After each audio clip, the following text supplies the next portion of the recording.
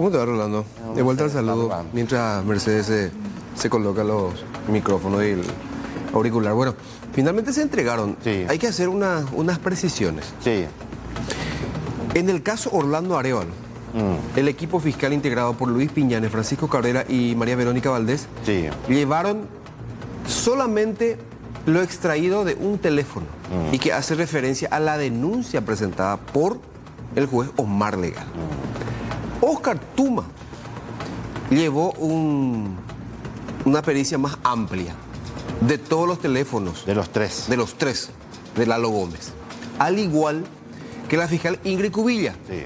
quien integra el equipo que investiga el lavado de dinero atribuido a Lalo Gómez y a su hijo. Que derivó en aquel procedimiento que terminó en su muerte. Claro. Porque como derivación del caso de lavado de activos es el procedimiento que termina con la muerte de Gómez, con el diputado. Y el 4 de marzo es el plazo límite para que el laboratorio forense del Ministerio Público presente el informe pericial también de aquellos dispositivos que fueron entregados a la Fiscalía. Lo que me llamó la atención es que la Fiscalía no haya solicitado la totalidad, ya que estamos hablando de otros elementos que le puedan servir. ¿Por qué pide solamente de un teléfono? Porque solamente de lo extraído de ese teléfono se basa la denuncia de Omar Legal. Pero pudo haber pedido, si ya estaba hablando del teléfono del Alón, porque yo digo que a la Fiscalía le va a interesar también lo que tienen los otros datos, los otros teléfonos. Sí. Pero eso ya se llevó a periciar. Ya se peritaron todos, ya eso. Se hizo la pericia de los teléfonos de Lalo. Sí. De todos. Los tres teléfonos Los tres. de Lalo, sí. Tres. El resto, porque viste que se hablaba de 30 teléfonos. Y ella No, aclaró son justamente 30 dispositivos. dispositivos. Habló la fiscal Cubilla también sobre eso. Y Bueno, a lo mejor el contenido del resto es de carácter privado, no se considera como indicio de un delito. Porque hay conversaciones que de hecho se están socializando a través de medios, que se filtraron también conversaciones con muchas personas de diferentes rubros, en los que no hay nada que investigar. Es un saludo, vamos a encontrarnos, es honesto. O sea, vamos a comer un claro, asado. Vamos a comer un asado, pero el ¿qué? tráfico de influencia y eso. Pero, ¿y qué? Pero ¿Cómo puedo- comprobás el hecho que coman un asado juntos no significa que están traficando? Que estén influencias? traficando influencias. ¿Verdad? O sea, vos y yo podemos comer un asado juntos dentro de nuestro rubro y a lo mejor hablamos de cualquier otra verdura, Claro. no tiene nada que ver con nuestro, Una cuestión más con bien nuestro ética vínculo. ya, ¿no? Exacto, ¿verdad? Y tú me dijo que va a hacerle firmar un documento de confidencialidad para que no se publique solamente lo relacionado a personas públicas y no así de O sea, personal. Y de que, interés público. y que la responsabilidad de lo publicado va a ser de cada medio en todo caso que lo Sí. haga. Ahora, realmente el Ministerio Público ahora tiene la brillante oportunidad de hacer investigaciones con mayor celeridad y eficacia de lo que la prensa puede acceder a lo que tiene Tuma y la familia, ¿verdad? Porque ahora la familia tiene lo mismo que tiene la Fiscalía. La Fiscalía tiene uno nomás. Sí, pero por lo menos sobre eso, Rolando. Claro, ¿verdad? pero ¿qué te dice que no, No. sea? El fiscal Francisco Cabrera y equipo tiene uno. Y uno, pero por eso te digo, Ingrid Cubilla tiene la pericia Claro, pero- de todo lo demás. Y ahí Ingrid Cubilla y equipo pueden encontrar otros hechos punibles y denunciarlos. Y ojalá, por eso te digo, que sean ellos los que actúan en consecuencia de la información que van a manejar y no que rápidamente otra vez sea la prensa, la familia o Y personas que no tienen nada que ver esperemos con la que el laboratorio publicación. forense del Ministerio Público entregue en plazo. fueron dos peritos los designados. Él mencionó todo, incluso la doctora Cubilla, el nombre de los peritos a cuyo cargo estuvieron la verificación de esto. O tardan, de verdad, tienen que urgir, todo un tema. Mientras tanto, Saúl González, el nuevo diputado, 25 años de funcionario de la Cámara de Diputados, comisionado al MOPC, ya arrancó mal, apareció una denuncia por presunta lesión de confianza en su contra en el MOPC y por encubrir supuestamente a un hermano vinculado a tráfico de marihuana. Anónima dice que es la denuncia. Es anónimo. Pero Dios mío, uno levanta una piedra y tiene un complicado en este país. Que más que menos Hay tiene más muertos en el gente- placar, ¿no? Esa, no, hay más gente que viene acá. De por ahí, cuatía, Patía, potía. patía. O sea, Ya está más te coba. Sí, señor. Vamos a ver qué pasa. Muchas críticas hacia el Ejecutivo de parte de los opositores hoy en diputados, diciendo se pide luchar contra la corrupción, pero le mantienen en sus cargos a gente que está salpicada por Bueno, actos por lo menos sospechosos. pero a esa conclusión llegamos todos los que manejamos la información que es pública. Ellos han de manejar información inclusive más privilegiada. Por lo mismo se fue a Arévalo ahora. No, ¿Por qué entonces se mantienen los jueces, los fiscales y los otros mencionados en los audios y chats de Lalo Gómez? No, los fiscales, por ejemplo, ya, ¿cómo se llama? Ya fueron, lo que pasa es que el caso de la fiscalía decía, El sumario. en su escrito decía, mira, te envío acá jurado en juiciamiento de magistrado para hablarte del sumario porque es potestad de usted tomar medidas con relación al tema de los fiscales. Las juezas que fueron, También al jurado.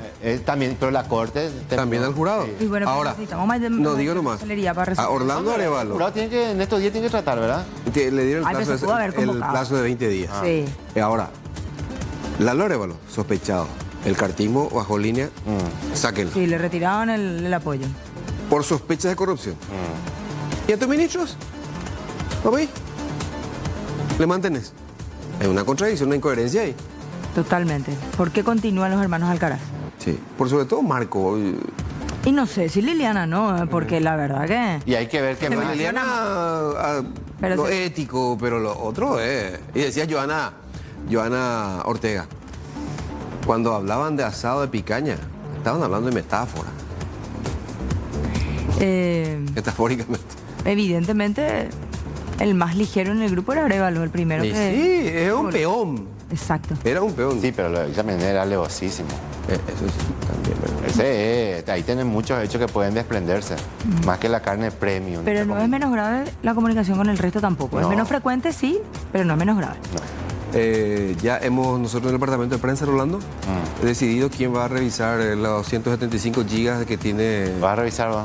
Rolando No, Rodríguez. tu nombre fue el que salió, Rolando. A mí me avisaron por WhatsApp ya. Yo serio? llegué Que a tu casa nombre viendo que eras salió. vos. Bueno. Se hizo un sorteo en tu ausencia, pero lo Mi siento. ausencia Pero ¿y para que... cómo no, Rolando, si vos de 12 de la noche a 3 de la mañana no haces nada? De ¿Qué 12 pretendes, de descansar? la mañana. Vení, amigo, y trabaja. No vayas a Van perder a el ver. tiempo No, yo descansando. creo que ya muy poco, ya No, vamos a traer lo poco, interesante. va. Ya casi nada no va a haber. Pero- Ya se sabe todo lo que hay. Hay un dato que no deja de tener razón también cuando Oscar Tuma lanza. Qué raro que no aparezca ningún policía. Apareció uno. Apareció ya. Muñoz. Sí. Se le habrá escapado ese nombre. O Muñoz no es de... Cuando manejaba la policía ya... A lo mejor hay otro que funge de enganche. Sí. A lo mejor hay otro. Porque en realidad la policía estuvo para ese esquema. Pero lo cierto y lo concreto es que se tiene que investigar, ¿verdad? Sí, sí. Es todo. En realidad la fiscalía yo no sé qué más tiene que investigar porque todo eso se publicó. Ya sabemos, ya analizamos, ya le dimos la vuelta. Ya tiene las noticias criminis. Exacto. O sea, Pero y la imputante ahí. No, eso sí. Pero los muchachos ya quieren que se le Que impute. se le ¿verdad? impute después al cabo de 6 meses que dura un proceso ordinario. La fiscalía pide desestimación y ¿quiénes son los primeros en cuestionar la labor fiscal? La prensa.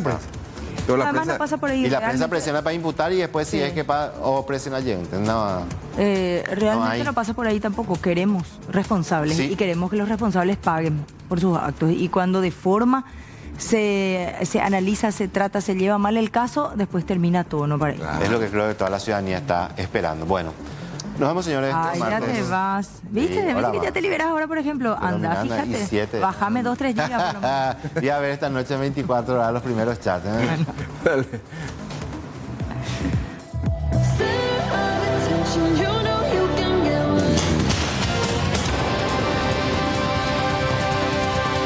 Siguen las diligencias en la causa que investiga los chats de Eulalio Gómez. Tras la digitalización de pruebas, el juez Osmar Legal citó a los procesados, donde comparecieron ante el juzgado y entregaron copias espejo. En sesión extraordinaria, la Cámara Baja aceptó la renuncia del legislador cartista, quien se vio involucrado en los chats de Eulalio Lalo Gómez, de los cuales pusieron en evidencia un presunto esquema de corrupción pública en el jurado de enjuiciamiento de magistrados. Diputados aceptan renuncia de Orlando Arévalo. El Departamento de Identificaciones de la Policía Nacional normalizó su atención tras finalizar el mantenimiento de sus sistemas. A partir de ahora, el servicio será de 6 a 22 horas y de esta forma vuelve al horario extendido. Este encuentro es en el Palacio de Conferencias de Diriyah. Altos funcionarios rusos y estadounidenses comienzan sus conversaciones en Riad, Arabia Saudí, para mejorar los lazos y negociar el fin de la guerra en Ucrania. El plantel de Cerro Porteño ya se enfoca en lo que será su debut en Copa Libertadores, en donde enfrentará al Monagas de Venezuela por la fase 2 de la competencia. El azulgrana viajará mañana con destino a la ciudad de Maturín. El abogado defensor de la ex fiscal de San Lorenzo, Ana Girala, estamos hablando del abogado Álvaro Arias, apeló la resolución que rechazó la recusación planteada en contra del Tribunal de Sentencia especializado en delitos económicos. Esto en la causa de presunto cohecho pasivo agravado, extorsión, asociación criminal y persecución a inocentes, por un supuesto esquema de apriete y coimas en el que estaría involucrado su cliente.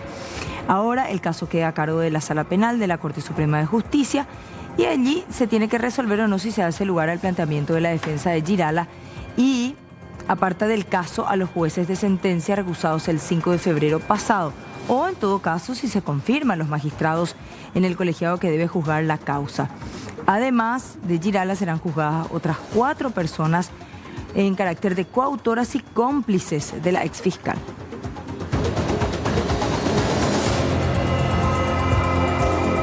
Mañana a las 9 horas, el fiscal general del Estado, Emiliano Rolón Fernández, al igual que el juez Osmar Legal, deben asistir a esta convocatoria, invitación, que le fue cursada por integrantes de la Comisión Permanente del Congreso Nacional. A pedido del senador José Oviedo, en representación de algunos senadores, se pidió la presencia del fiscal general para saber qué están haciendo, cuál es la investigación en torno a este escándalo provocado por los chats filtrados del extinto diputado Eulalio Lalo Gómez. A este planteamiento del senador también se sumó su colega Dionisio Amarilla, quien propuso incluir en la lista de invitados al juez Osmar Legal. Hay que ver si mañana se presentan o no ambos referentes del Poder Judicial, tanto el Ministerio Público como del Poder Judicial, y si lo hacen, si la reunión es pública o no.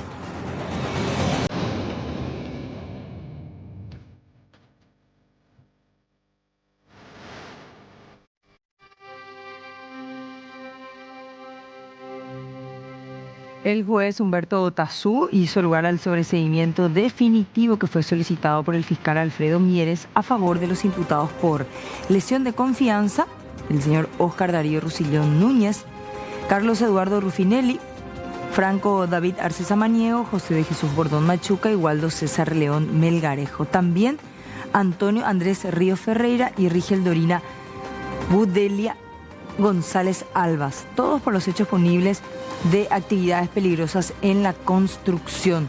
Todo esto relacionado a la causa por el colapso en 2 ocasiones de un polideportivo ubicado en la zona de Remancito. ¿Qué dice la Fiscalía? Que no cuentan con fundamentos serios para el enjuiciamiento de los imputados, ya que no cuenta con certeza a fin de demostrar la participación de los hechos investigados.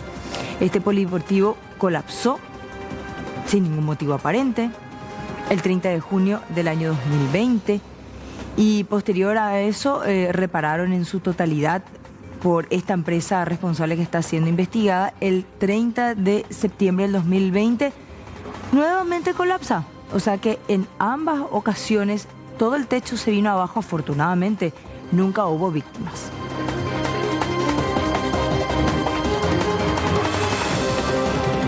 El INCOP, que es el Instituto Nacional de Cooperativismo, finalmente decidió llevar adelante la intervención de la cooperativa Ponabotig. Ante sospechas de graves irregularidades y la ola de denuncias por parte de ahorristas por no poder cobrar sus fondos, recuperar su dinero por falta de liquidez, los resultados finales de la intervención estarán en un plazo máximo de 90 días. A su vez, los socios analizan acciones que permitan recuperar la sostenibilidad de la cooperativa. Unas 14 denuncias se presentaron desde julio del año pasado, indicando que la entidad no estaba en condiciones de devolver sus ahorros a los socios. Ante las denuncias, el INCOP realizó una fiscalización. Tras el informe final de los fiscalizadores, el ente regulador, el INCOP, dispuso una intervención.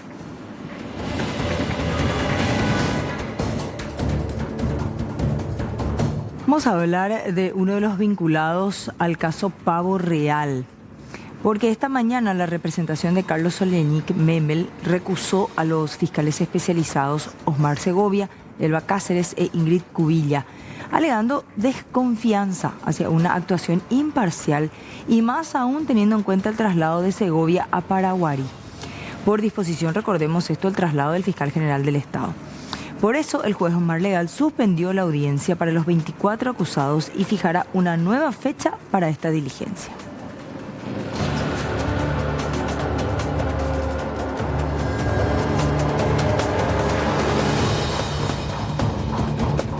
Jonathan Gabriel Aquino es un niño de 9 años de edad, se encuentra desaparecido, es aquí de Asunción. La agente fiscal Daniela Benítez emitió una orden de búsqueda y de localización del pequeño. No se brindaron detalles sobre las circunstancias de su desaparición, pero se insta a la gente, a la ciudadanía, a colaborar con cualquier información que pueda permitir dar con la ubicación de este niño de 9 años. El Ministerio Público habilitó el número 021-415-5000 correspondiente a la sede 1 de Asunción para recibir o brindar cualquier información, cualquier dato sobre el paradero de este menor de 9 años de nombre Jonathan Gabriel Aquino.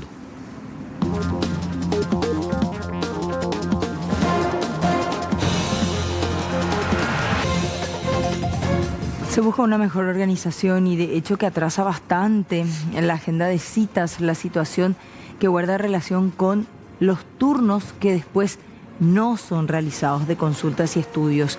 Escuchen estos números, de 4.000 consultas que están siendo agendadas para los hospitales y clínicas periféricas del Instituto de Previsión Social, solo 600 fueron confirmadas con asistencias para las consultas el día de ayer. En un día, 4.000 citas, de las cuales 600 nomás se realizaron. O sea, 600 personas nomás aparecen. Ante este fracaso, porque se podría considerar así, el Instituto de Previsión Social decidió revertir el proceso que pretendía redireccionar las citas no confirmadas a otros asegurados que conforman una lista de espera. Este es un plan piloto que consiste en que aquellos que no confirmaban las citas luego de recibir el mensaje de texto en un periodo de 48 horas antes de la fecha pactada de la consulta, automáticamente perdían su turno y ese turno era entregado a otros. Sin embargo, debido a que solo el 15% confirmó a través del sistema, se decidió revertir la pérdida de la consulta para poder garantizar la atención a los asegurados pese a la baja recepción. ¿Por qué? Porque dice que mucha gente no tiene saldo en su teléfono para poder responder.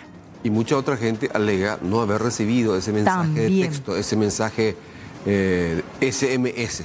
Los mensajes van a seguir siendo enviados, pero no van a cancelar citas masivamente. El mensaje se envía desde el 0961-152-152.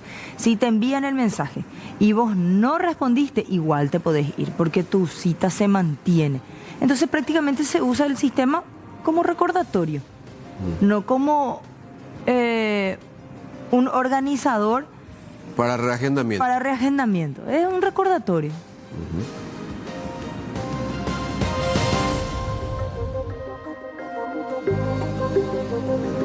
El Ministerio de Salud Pública informó sobre un aumento significativo de casos de dengue en las últimas semanas. Durante el periodo de 3 semanas se reportaron un total de 54.654 notificaciones con 6.930 casos confirmados, indicando un 7% de aumento en comparación con periodos anteriores. La situación es especialmente preocupante para niños, con el grupo de edad que va de 5 a 14 años siendo el más afectado, representando el 29% de los casos internados. Atención, ¿cuáles son las regiones con mayor afectación, con mayor cantidad de notificaciones y casos confirmados de dengue? Central, Asunción, por la densidad poblacional, Itapúa igualmente, Guairá, Cordillera, Alto Paraná, Caaguazú, Amambay, Canindeyú y Caazapá. Departamentos que concentran el 80% de las notificaciones. Específicamente, el 80% de las notificaciones de dengue se concentran, repito, en Asunción y los departamentos de Itapúa, Paraguarí, Caaguazú y Cordillera.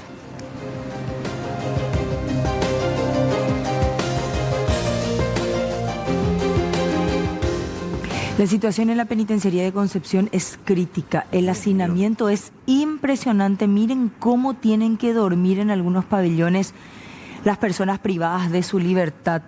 Obliga a numerosos reclusos a dormir en el suelo. El famoso yoaripá.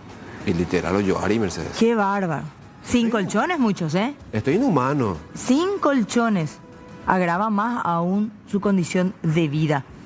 Esto ocurre principalmente en el pabellón F, donde estas imágenes nos muestran la precariedad en la que se encuentran. Se estima que solo en ese lugar hay alrededor de 306 personas privadas de su libertad. Es definitivamente una sobrepoblación y el área impide que tengan condiciones de habitabilidad y dignidad. Actualmente en ese lugar hay 1.800 internos, superan más del 80% su capacidad y también hay problemas con la alimentación. O sea, es si un no tienen depósito para dónde de dormir, humanos. ¿qué vas a tener dónde comer o qué comer, Un verdad? depósito de personas. Sí.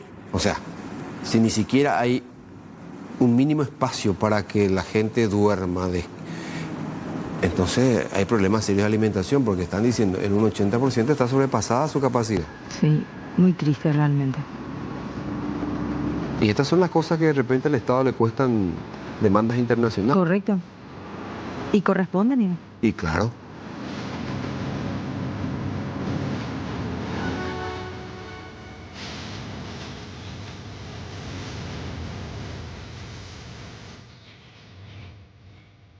El Ministerio de Justicia reportó acerca del traslado de 14 personas privadas de su libertad de la Penitenciaría Regional de Ciudad del Este al Centro de Reinserción Social de Mingaguazú. Estos 14 fueron seleccionados para ser capacitados y trabajar en el sitio. Cada una de estas personas privadas de su libertad firmaron contratos de trabajo que le aseguren una remuneración y estabilidad laboral. Supervisaron el traslado el coronel Rubén Peña, director general del sistema penitenciario, acompañado por el director penitenciario Benjamín Osuna y la directora de Reinserción Social Rosalía González.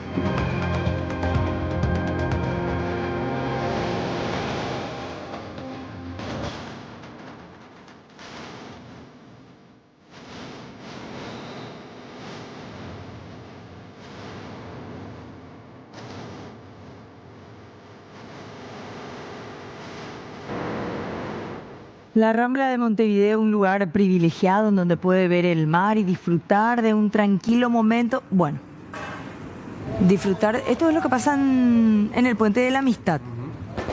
Bueno, vamos a convertir primero esta manifestación que se llevó a cabo el día hoy, después hablamos de lo que pasaba en Uruguay en una tarde tranquila, pero no tan tranquila.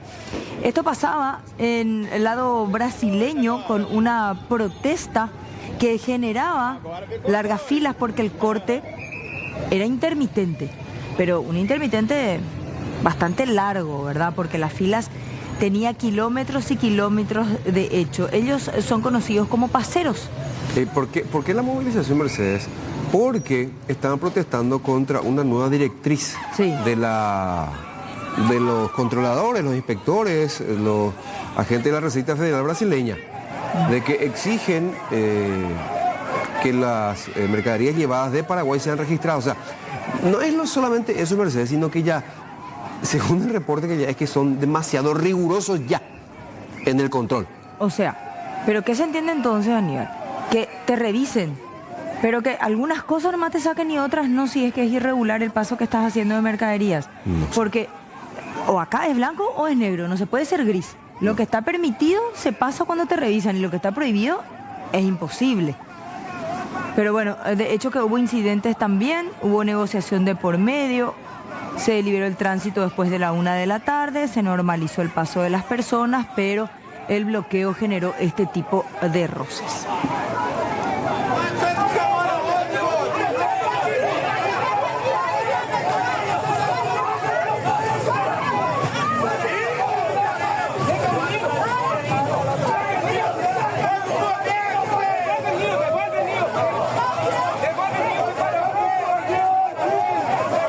Anda aí a turma do Choque Paraguai.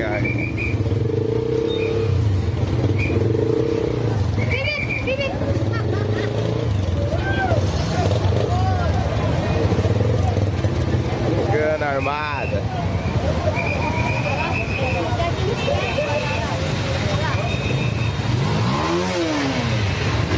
Tirando tudo agora.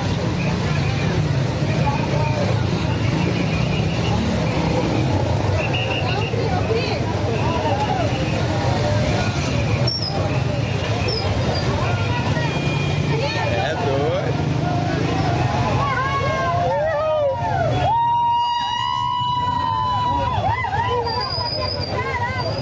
Tirando tudo agora.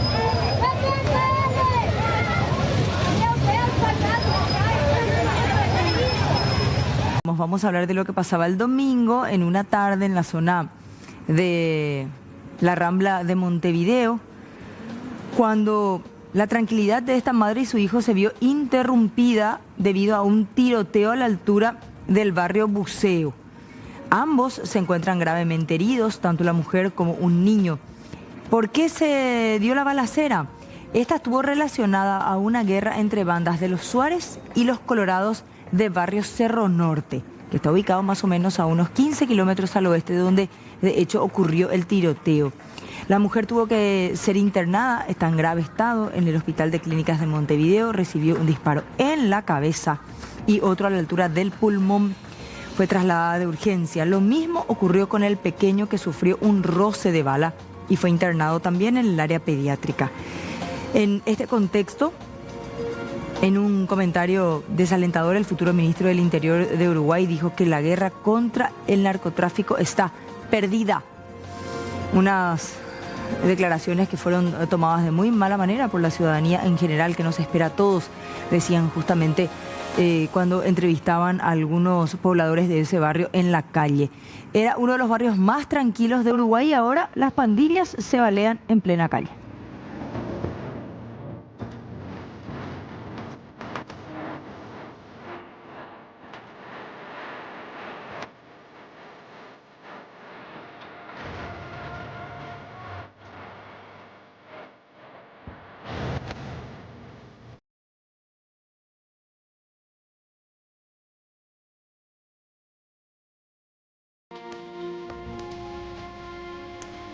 Recién le estábamos mostrando imágenes de un sector, de uno de los pasillos, de uno de los pabellones de la cárcel regional del departamento de Concepción, donde veían ustedes los reclusos, los PPL, llamados PPL, dormían en el suelo.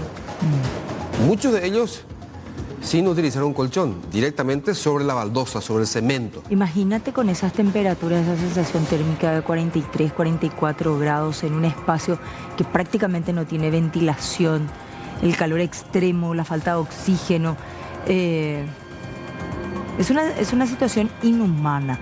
Más de uno va a salir a decir, ay, son presos, ahora de cuándo tenemos que defenderle a los presos, tienen lo que se merecen, ellos son asesinos, le quitaron la vida a cuántas personas. Una cosa no tiene absolutamente nada que ver con la otra. Los presos, los PPL también tienen derechos. Sí. Y eso no lo decimos nosotros, dicen las normas nacionales, internacionales. Y entre muchos de los que están ahí probablemente son inocentes. Y tienen que ser sometidos todavía a un juicio para establecer su culpabilidad o no. El viceministro de Política Criminal, el doctor Víctor Benítez, está en comunicación con nosotros. ¿Qué tal, viceministro? ¿Cómo le va? Muy buenas tardes, a las órdenes cuando quieran, por favor. Gracias por atendernos. Realmente nos pone un poco la piel de gallina la situación en la que se encuentran los recluidos en la penitenciaría de Concepción, ese hacinamiento. Hay un pabellón específico en donde se los ve a todos durmiendo en el suelo, tirados en el piso, muchos sin colchón. ¿Qué se puede hacer en este caso, viceministro?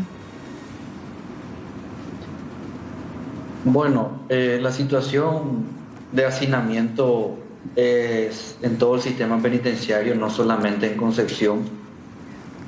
Quería mencionar y poner a conocimiento justamente de la teleaudiencia que nuestra capacidad en el sistema penitenciario, según nuestro parte diario del día de hoy, es para 10.266 personas privadas de libertad. Sin embargo, tenemos 18.956 personas privadas de libertad dentro de todo el sistema penitenciario. Lo que hace una diferencia. ¿Nos podría reiterar esos números, por favor? Disculpe que le interrumpa. ¿Nos puede reiterar esos números? Sí. Bueno, capacidad poblacional hoy, 10.266. 276. ¿Y la realidad? La capacidad, lo que tenemos hoy en día son 18.956 personas privadas de libertad. Qué bárbaro. Una diferencia prácticamente de 9.000 personas privadas de libertad. Sí, señor. Y para ir específicamente a la penitenciaría de Concepción, tenemos que la capacidad poblacional es de poco más de 890 personas privadas de libertad. Sin embargo, hoy tenemos 1.796 personas privadas de libertad. Qué bárbaro. Entonces, están doblando ahí. Así mismo, y la realidad es así en la mayoría de nuestras penitenciarías. Es por eso que nos encontramos trabajando arduamente con el Poder Judicial, la Corte Suprema de Justicia, el Ministerio Público y la Defensa Pública, a fin de trabajar en las medidas alternativas a la prisión, evitar la prisión preventiva, utilizar justamente las medidas alternativas a la prisión para mitigar justamente esta realidad del sistema penitenciario que tenemos hoy en día. Esperamos tener un poco de oxígeno justamente con la habilitación de estas 3 nuevas penitenciarías que en poco tiempo tendremos funcionando al 100%, lo que nos va a dar la posibilidad de trasladar a la mayoría de los condenados a estas 3 nuevas penitenciarías, de esta manera alivianar un poquito esta realidad que estamos pasando hoy en día. ¿En cuánto tiempo, viceministro, para ser más exactos?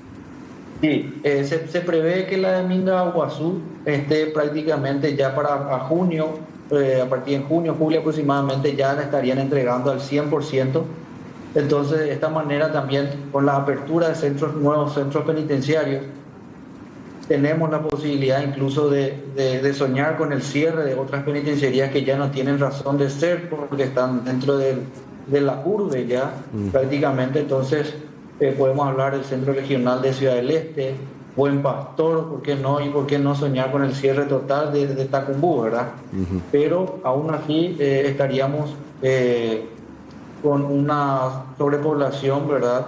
Que eso repercute generalmente en la seguridad, repercute en la alimentación, pero como dije, son esfuerzos, son proyectos que tenemos y que de concretarse estaríamos hablando rápidamente de una mejor o de un mejor nivel de vida para esta persona. ¿Y cuáles van a ser los requisitos, características básicas que van a tener los privados de libertad para los traslados? ¿Se va a establecer un protocolo, por ejemplo? ¿Vamos a llevar a Mingaguazú todos los que están procesados? ¿Vamos a llevar a Mingaguazú a todos los que están condenados? ¿Cómo se va a hacer la distribución? Sí, estas 3 nuevas penitenciarías son específicamente para personas condenadas. Condenadas. Entonces, el primer requisito es que la persona sea condenada. Posteriormente se hace una clasificación para ver en qué módulo estará esta persona. ¿Por qué hablo de módulo? Porque tenemos en el nuevo sistema, en el nuevo modelo de gestión penitenciaria, tenemos una suerte de avanzar de acuerdo al comportamiento, de acuerdo a al tiempo de condena que le queda a esta persona. Entonces, las personas que están próximas a salir estarían en el módulo 1, por ejemplo, que son las personas que ya tienen salidas transitorias o que puedan ser beneficiadas con algún, valga la redundancia, algún beneficio penitenciario como el descuento de su condena. Entonces, de esta manera es la que queremos darle una nueva visión al sistema de sistema penitenciario, ¿verdad? Viceministro, estas sí. 2 preguntas, estas 3 nuevas penitenciarías, la capacidad de estas 3, ¿a cuánta gente puede llegar a albergar estas 3 penitenciarías? Y por el otro lado, la alimentación, más allá de que hoy en día estén hacinados por A o B razón, ¿la alimentación está asegurada por lo menos para esta gente? Sí, a tu primera pregunta, las 3 nuevas penitenciarías, la capacidad de cada una de ellas es de 1.237 personas privadas de libertad. El total serían unas 3.700 plazas que tendríamos con la habilitación de estas 3 nuevas penitenciarías. Ahora bien, en cuanto a la alimentación, el Estado está obligado a dar 3 comidas diarias a estas personas privadas de libertad: desayuno, almuerzo y cena.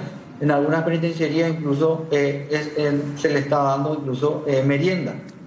Entonces, estas personas, aparte de la comida que que le provee el Estado, también se les provee a través de sus familiares que les llevan las mercaderías generalmente, y en los días de visita comparten alimentos con ellos. Entonces, hoy en día tenemos la alimentación suficiente para ellos, pero seguramente no de la calidad o el ideal que cada uno de ellos o cualquier persona podría querer, ¿verdad? Entonces, de esta manera es que estamos trabajando hoy en día. Entre tanto, viceministro, ¿no se podría, no sé, tener un plan de acción que sea más inmediato, un plan de contingencia, alguna carpa instalada en el patio de la penitenciaría? Porque tienen espacios disponibles, a lo mejor espacios que se utilizan para otros fines, como el recreativo, pero teniendo en cuenta esta situación en particular, ¿no podrían instalarse algunos espacios de contingencia? Bueno, todas esas ideas las tenemos. Resulta ser que al poner en su, podríamos decirle, carpas, necesitamos justamente de más agentes penitenciarios para controlar a esas personas que quedarían en ese patio, no necesariamente en una celda, sino en una carpa, que no es el ideal justamente para que personas privadas de libertad estén ahí. Tampoco es el ideal que estén tiradas en el pabellón, ¿verdad? Pero hoy en día la realidad que manejamos es esa, ¿verdad? Por otro lado, tenemos proyecciones de ir construyendo justamente en los lugares donde tenemos espacio de la penitenciaría, pero eso requiere justamente mayor infraestructura, mayor inyección económica al presupuesto y lleva su tiempo.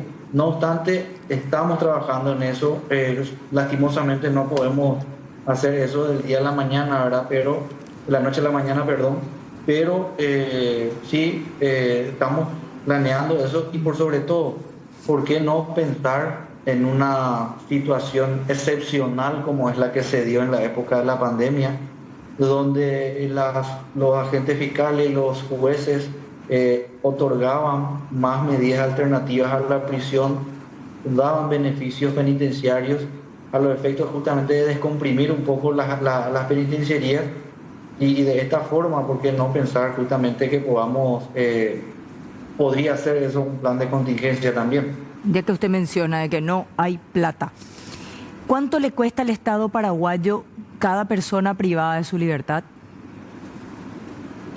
Bueno, no tengo el número exacto en total, pero como mencionó el ministro ya en la sesión justamente en su momento en el Congreso, si hablamos de alimentación, estaba por un poquito, alcanzaba 9.000 guaraníes. La alimentación por cada persona privada de libertad. Por día. Hablamos de desayuno y cena por día. O sea, 3 comidas. Por las 3 comidas, 9.000 y algo. 9.000 guaraníes. Así mismo. ¿Y el resto? ¿El resto de los costos? ¿Tiene más o menos una idea? No, justamente por ahí tenés el costo de electricidad, tenés el costo de agua. Es un número que yo no tengo ahora mismo, ¿verdad? Pero por lo menos el de la alimentación sí la tenía en mente.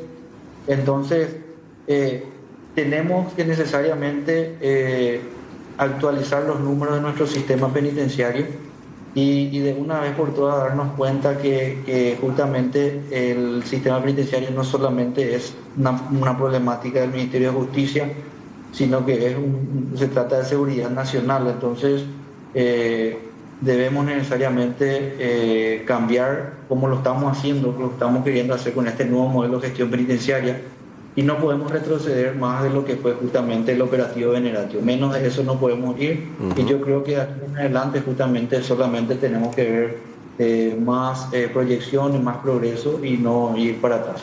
Gracias, viceministro, por su tiempo. Cuando quieran, a las órdenes. 17:43.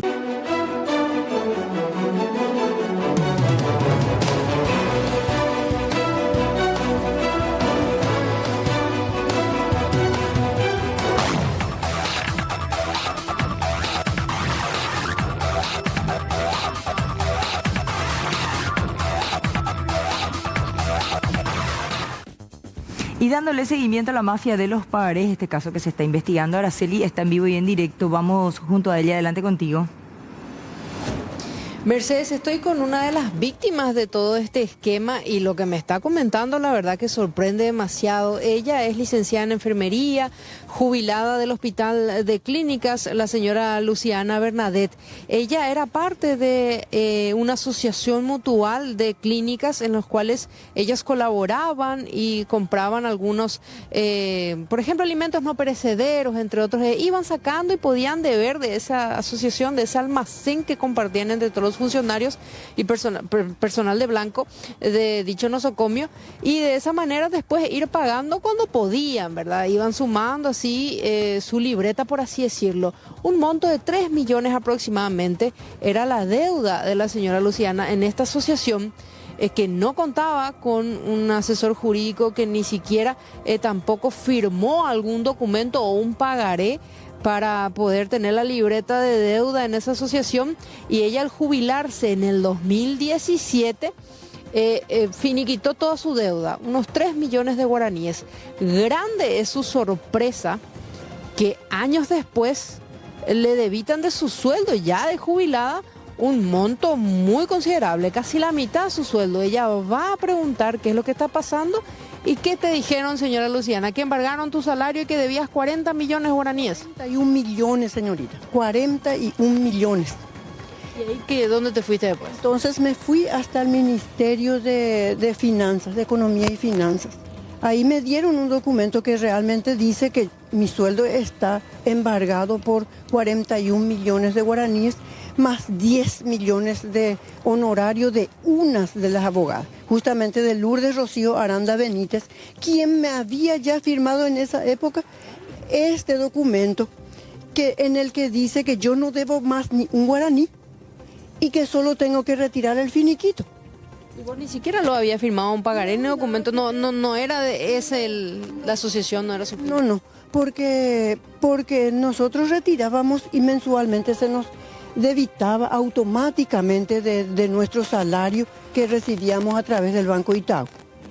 Y este documento ella me dio, y en este dice que yo ya no debo ni un guaraní, que faltaba retirar solo el finiquito. Eso ya fue en 2018. 30 de agosto de 2018. Pero yo cometí el grave error, por lo visto, de confiar en esta abogada y no retiré nunca el finiquito. Y después de la nada, sin previo aviso, porque nunca ella me avisó, nada como para que yo me vaya a hablar con ella o ver cómo. Años después.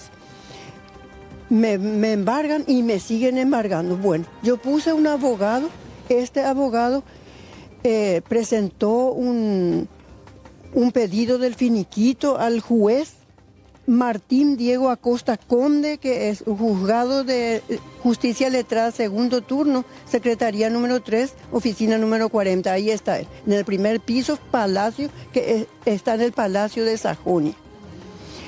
Bueno, ese pedido finiquito que presentó mi abogado no corrió, nunca salió el finiquito. Luego él hizo otro documento pidiendo urgimiento del finiquito, tampoco funcionó. Transcurre el tiempo. Luego, por fin, la abogada, esta Lourdes, me envía acá una nota confirmando de que ella me va a cobrar 10 millones de guaraníes, que posiblemente este mes ya se me descuenta también. A mí ya no se me va a quedar ni un guaraní de mi salario, entre el embargo y su honorario. Y cuando salió todo esto de la mafia de los pagarés, ¿usted fue a los fiscales que están investigando el caso? Fui la primera en denunciar públicamente a través de la televisión, de los diarios, esta situación. Más luego se sumaron casi todas mis compañeras activas y jubiladas del Hospital de Clínicas. Fuimos hasta delitos económicos, de ahí nos llevaron hasta la Fiscalía de San Lorenzo porque cae en la región. El Hospital de Clínicas está acá en San Lorenzo ahora, entonces todos estamos en la Fiscalía de San Lorenzo. Pero resulta ser que la fiscala no sabe qué hacer. Mi fiscala, mi asistente fiscal Adriana González, ya no sabe qué hacer. Entonces fuimos con la ayuda de la Asociación Paraguaya de Enfermeras, a quienes recurrimos desde hace un mes, y acompañada de la presidenta, doctora Mirna Gallardo, que ahora nos estamos moviendo en otra dirección. Esta mañana fuimos a hablar con la fiscal Belinda Bobadilla. Esta sí que dice que mi caso particular no tiene por qué ella tocar porque no le cae dentro de su jurisdicción. Solamente estando de San Roque, la Encarnación y esas... Los otros juzgados. 5 juzgados. Y la de primera y segunda instancia que está en el Palacio de Sajonia, ya no le corresponde. ¿Y a quién le correspondería? ¿No le dijo? No sabe. Entonces, mañana, a las 10 de la mañana, contamos con la presencia de ustedes también, la presidente Mirna Gallardo nos va a llevar en la Corte Suprema de Justicia, conseguimos una audiencia mañana. Allí vamos a estar para pedir que se suspenda el cobro, que se suspenda el cobro de los honorarios, que no sé de qué me van a cobrar, Esta abogada que justamente en el 2018 avaló con este documento y su firma, el Lourdes Rocío Aranda Benítez, ¿qué te dijo? 10 millones que te van a descontar y no reconoce tampoco ella ese documento. Ella misma es la que me va a cobrar 10 millones, yo no le debo nada a ella. Y esta Julia Mabel Rojas Acosta, quien es la que encabeza el embargo, todavía no me mandó su honorario. Quiere decir que si me envía también el honorario, ¿de dónde va a sacar? De mi fondo ya no tengo. Me dejan sin comer esta gente, mi hija. Me dejan sin comer. Triste, señora. ¿Y cuántas son las que están afectadas? Y más o menos tu compañera, tu colega. Tengo una lista de más de 30 compañeros activos y jubilados. Por eso yo me fui a pedir socorro en la AP. Porque ella es la representación de enfermería. ¿Y todos por esta misma abogada? La mayoría, el 70% es de estas dos abogadas. Existen también otros abogados que vienen a otros compañeros, pero la mayoría es demandada por ellos.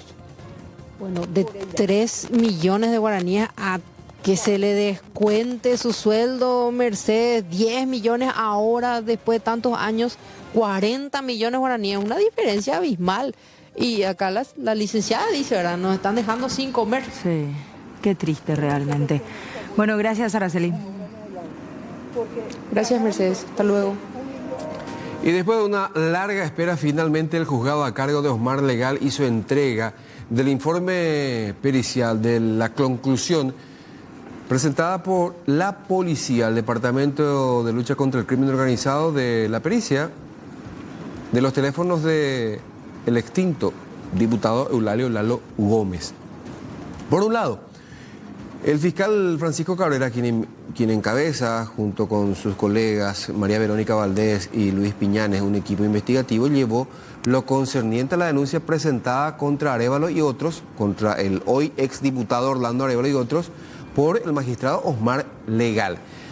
Mientras tanto, Oscar Tuma, quien representa a la familia Gómez, llevó los resultados periciales de los 3 teléfonos de este señor, de Eulalio Lalo Gómez. Se tiene. Sí. Al igual que la abogada y fiscal Ingrid Cubilla, quien investiga a Lalo Gómez, ya no a Lalo Gómez, pero sí a su hijo, Alexandre Gómez, por lavado de dinero, por lavado de activos. La Fiscalía, el laboratorio forense, el 4 de marzo tiene que presentar su informe pericial con relación a otros dispositivos incautados en los distintos operativos realizados en agosto pasado. En uno de esos operativos le costó la vida al diputado Gómez. Estamos hablando de notebooks, de pendrive, de discos externos, exacto, celulares. No estamos hablando de celulares solamente de Gómez, estamos hablando del hijo, como así también de gente relacionada, de todo aparato telefónico que se encontró. En el marco del mismo operativo. En el mismo operativo. Bueno, escuchemos lo que decía primeramente el fiscal Francisco Cabrera, quien investiga la denuncia junto con sus colegas hecha por Osmar Legal, y la fiscal Ingrid Cubilla, quien junto a otros colegas investiga lavado de activos por parte de la familia Gómez. Cuando uno se refiere a copia espejo, se está refiriendo a una copia que es íntegra de un solo dispositivo, no una copia idéntica a todas las partes. Lo que nosotros retiramos es la copia espejo del dispositivo celular que pertenecía al diputado Eulalio Gómez. Si hacen mención de otros dispositivos que también habrían pertenecido a él, que todavía no han sido extraídos en su totalidad, bueno, eso van a correr también la misma suerte. Van a ser revisados por el órgano jurisdiccional, por las partes, y eventualmente, si ahí también se identifican hechos que podrían constituir hechos punibles, lo más lógico sería que también comuniquen como lo hicieron en este caso. Para hacerlo de forma coloquial, doctor, o sea, hoy no podemos saber si es que ustedes llevan la misma información que lleva Oscar Tuma, ¿o sí? Bueno, voy a decir por única vez porque realmente no sé si entiende. El celular del diputado Eulalio Gómez llevamos todos los que vinimos a buscar la copia. Los otros dispositivos que fueron incautados, no solo en la residencia de Eulalio Gómez, sino también en los otros allanamientos que se hicieron ese día en el marco del proceso de la causa Pavo Real, esos sí son celulares que llevan las otras partes y que a nosotros no nos incumbe. ¿Les limita un poco el tema de que sea solamente de esa causa? Porque al ser la investigación de la filtración de datos, se habla de conversaciones en particular, en específico, pero si hablamos de 3 celulares en total, estas mismas personas pudieron haber tenido conversaciones también en el mismo sentido con los otros celulares, doctor. Te vuelvo a repetir, todavía no se extrajo de esos celulares que voy a hacer referencia. Cuando se extraiga, va a correr la misma suerte. El juez va a volver a revisar juntamente con las partes y si vuelve a encontrar algún otro elemento constitutivo de hecho punible, va a comunicar a la autoridad porque eso es su obligación.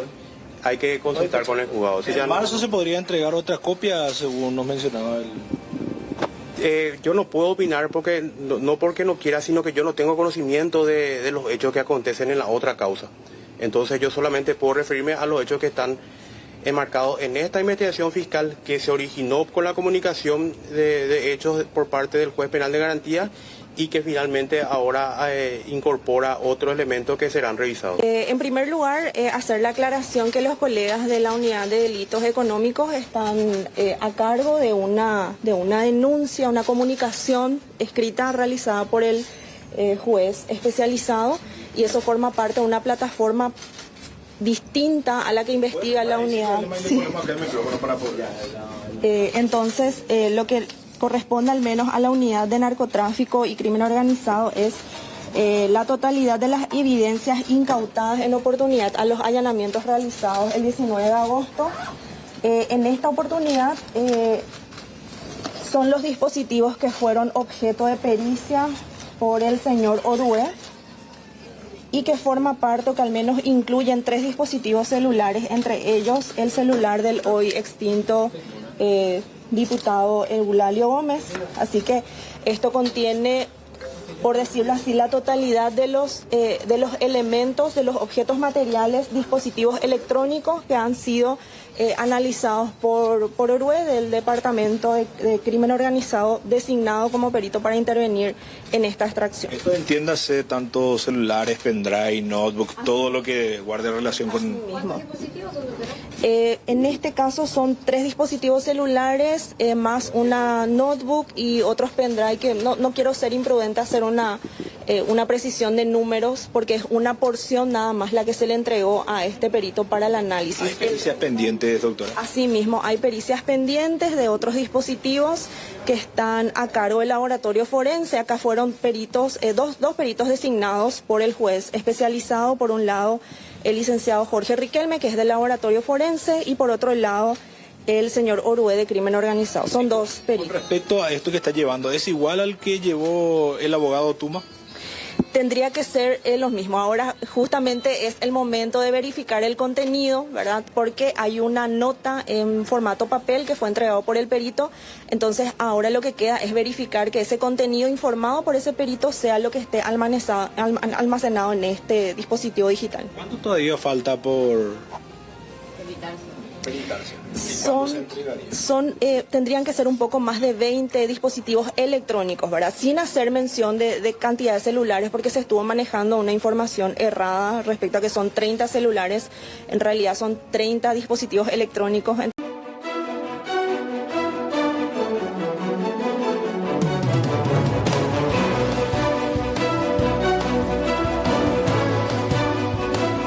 Una camioneta que pertenece a Miguel Insfrán, alias Tío Rico, esta que vemos en imágenes, fue incautada en el marco de un control aleatorio que se realizó en Asunción por parte de efectivos de control automotores.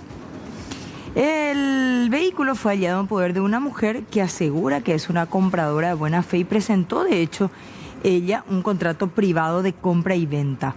La camioneta estaba siendo buscada desde el año 2022, ya que forma parte de las investigaciones realizadas en el marco del operativo A Ultranza PY. Los distintos controles que está realizando el Departamento de Control Automotores se dio con la incautación de esta camioneta Toyota tipo Hilux, la cual tenía una orden de incautación en el marco de la investigación denominada a ultranza Paraguay. En ese sentido, la persona primeramente quedó aprehendida, fue trasladada hasta la base de acá de automotores. Posteriormente se dispuso su libertad a los fines de poder declarar en el Ministerio Público con respecto a la posesión de este vehículo. Ella contaba con la cédula verde del vehículo, también con un contrato privado de compra y venta. En ese sentido se entiende de que realizó la compra de este vehículo, no sabemos, presumiblemente sin conocimiento de la causa que estaba teniendo con ella.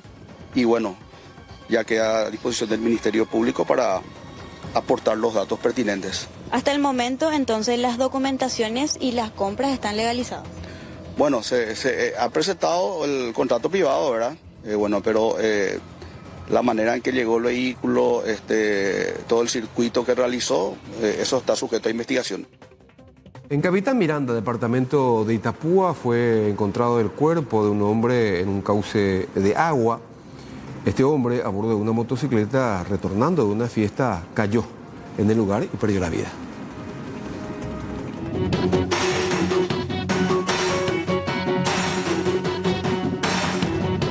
El motociclista de 31 años cayó a un cauce hídrico aquí de Capitán Miranda en el momento en que retornaba de un festejo de 15 años. Perdió el control de su motocicleta y cayó sin que nadie se diera cuenta. Es así que a más de 24 horas de su desaparición, su cuerpo fue hallado en este lugar. Al costado de él se encontraba su motocicleta. Tuvo conocimiento de este hallazgo a través de un transeúnte quien se presentó en la comisaría comunicando el hecho. Inmediatamente el interviniente acudió al lugar donde efectivamente constató el hallazgo del cuerpo sin vida de una persona de sexo masculino, en este caso identificado como Lisandro Ismael Benítez Gómez, de 31 años de edad, domiciliado en vida en calle D4 de Capitán Miranda. Asimismo también al costado de esta persona, en un cauce hídrico, también se encontraba una motocicleta de la marca Star de color azul, modelo NT 150 cilindradas. La persona 24 horas antes se encontraba en una fiesta de 15 años, de donde al salir en horas de la madrugada, presumiblemente habría perdido el control de su biciclo, yendo a caer desde la parte de la calle, se podría decir de tierra, hacia el cauce hídrico de este arroyo ubicado sobre la calle D3 de la colonia Federico Chávez, donde lastimosamente a consecuencia de algunas piedras de consideración bastante grandes que se encontraban en este arroyo, esta persona sufrió lesiones y lastimosamente perdió la vida en el lugar. Asimismo se convocó también a la agente fiscal de turno, la abogada Rocío Valdés, quien acudió al lugar en compañía del médico forense, el doctor Aldo Bonoblox, quien a su vez también tras inspeccionar el cuerpo diagnosticó como causa de muerte traumatismo severo de tórax sufrido a consecuencia por la caída entre las piedras del cauce hídrico. Lastimosamente ya nada se pudo hacer cuando se encontró el cuerpo del hombre, que posteriormente fue entregado a sus familiares. No se descarta que el mismo haya sobrevivido y que a raíz de las serias lesiones posteriormente no aguantó y, ya que nadie lo rescató a tiempo, perdió la vida. Nuevamente les hablamos de las super ofertas de Brick.